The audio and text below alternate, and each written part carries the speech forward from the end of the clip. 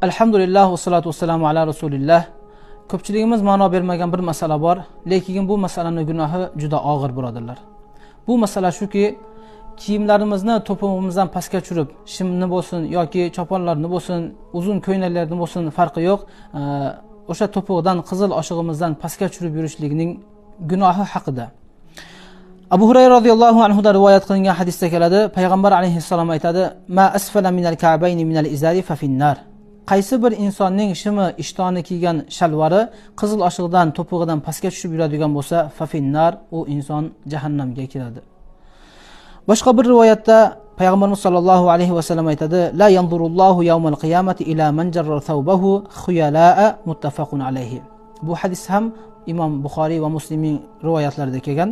Payg'ambarimiz sollallohu alayhi vasallam aytadi: "Qaysi bir inson kiyimini, shimlarini, ko'ynaklarini o'sha qizil oshig'idan pastga tushirib, to'pig'idan pastga tushirib takabburlanib yuradigan bo'lsa, u insonning qiyomat kuni Alloh subhanahu va taoloning oldida darajasi shunchalik past bo'ladi, hatto Alloh subhanahu va taolo u insonga rahmat nazari bilan ham qaramaydi.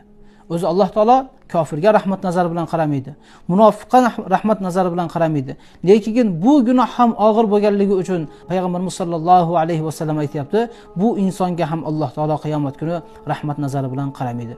Ba'zi vaqtlarda insonlarda bir savol paydo bo'ladi: "Ha, men shimim pastga tushib yurgani bilan yuragim toza, yuragimda kibr yo'q, meni niyatim yaxshi, endi ko'nib qopman yoki boshqa shu menga odat bo'lib qopti" degan bir fikrlar paydo bo'lishligi mumkin.